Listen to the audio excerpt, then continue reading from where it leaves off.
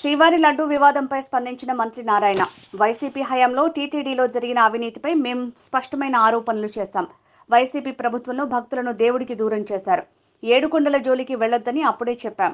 అన్నదానం లడ్డూలో నాణ్యతను తగ్గించారు. శ్రీవారి లడ్డూల తయారీలో కల్తీ నెయ్యి వాడారు. కల్తీ నెయ్యి వాడినట్టు మా దగ్గర ఆధారాలున్నాయి. నెయ్యిని ఎన్డీడీఎఫ్కు పంపిస్తే జంతువుల కొవ్వు పదార్థాలతో తయారు చేసిన నూనె ఉందని నిర్ధారించారు. ఎంతో మంది ముఖ్యమంత్రులనే చూసాం. జగన్ లాంటి సీఎంను చూడలేదు. తిరుమల శ్రీవారి పవిత్రతను మేం కాపాడుతాం. కొత్తగా వచ్చిన ఈవో లడ్డు నాణ్యతను పెంచారు. కల్తీ నెయ్యికి కారణమైన ఏ ఒక్కరిని వదిలిపెట్టాం. అవసరమైతే వారు తీసుకున్న కమిషన్లను రికవరీ చేసి శ్రీవారి హుండీలో వేయిస్తాం. నమస్కారం. 2019 నుంచి 24 వరకు పదే పదే Telugu Desam party, Janasena party, Bharatiya Janata party ఆనాటి ప్రభుత్వం పైన, ప్రత్యేకంగా టీటీడీ వ్యవహారాల పైన చాలా స్పష్టమైన ఆరోపణలు చేస్తాం జరిగింది. ప్రధానమైన ఆరోపణ, భక్తుల్ని ఏకంగా దేవుడికి దూరం చేశారు.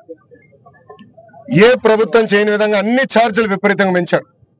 సామాన్యులు వెళ్ళి భక్తుల దగ్గర దర్శనం చేసుకునే పరిస్థితి లేకుండా చేసింది ఆనాటి వైకాపా ప్రభుత్వం. అంతేకాదు, ప్రజలందరూ సోషల్ మీడియాలో కానివ్వండి, మీడియా మిత్రుల ముందర కానివ్వండి, ఆనాడు చాలా స్పష్టంగా చెప్పారు, అన్నదానంలో నాణ్యత లేదు, తిరుమల లడ్డూలో నాణ్యత లేదు, లడ్డు సైజు కూడా పడిపోయింది అని చాలా స్పష్టంగా ప్రజలు, భక్తులు ఆనాడు మాకు చెప్తాం జరిగింది. నేను పాదయాత్ర చేస్తున్నప్పుడు చంద్రగిరి నియోజకవర్గంలో ఏడుకొండల వైపు చూసి ఆనాటి ముఖ్యమంత్రి జగన్మోహన్ రెడ్డి గారు చెప్పా, ఏడుకొండల జోలికి వెళ్ళొద్దు, మీరు సర్వనాశనం అవుతారని. కానీ వినలేదు. అక్కడ కూడా ఎప్పుడు లేని విధంగా అవినీతి చేశారు. దాంట్లో భాగంగా కల్తీ నెయ్యి వాడటం జరిగింది.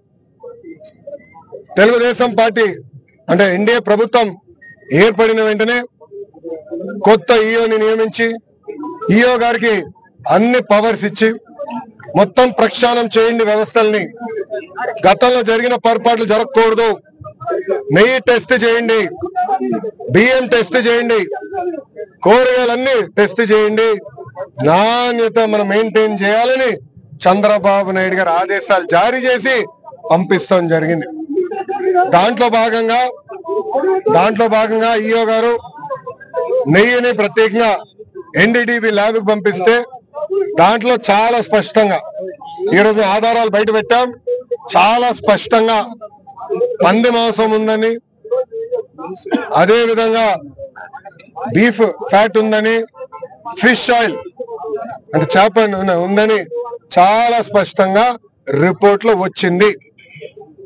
చంద్రబాబు నాయుడు గారు ఏమైనా మాట చెప్తే ఆధారాలతో చెప్తారు.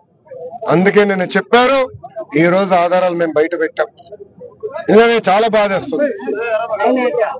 గతంలో ఎంతోమంది ముఖ్యమంత్రులు చూసాం, ఎన్నో ప్రభుత్వాలు మేము చూసాం, కానీ గత ప్రభుత్వం లాంటి ప్రభుత్వం ఏనాడు చూడలేదు. జగన్మోహన్ రెడ్డి గారు లాంటి ముఖ్యమంత్రిని ఏనాడు మనం చూడలేదు. ముఖ్యంగా వెంకటేశ్వర స్వామి జోలికి వెళ్ళారు, నాణ్యత లేకుండా చేశారు, దేవుడిని భక్తులకి దూరంగా చేశారు.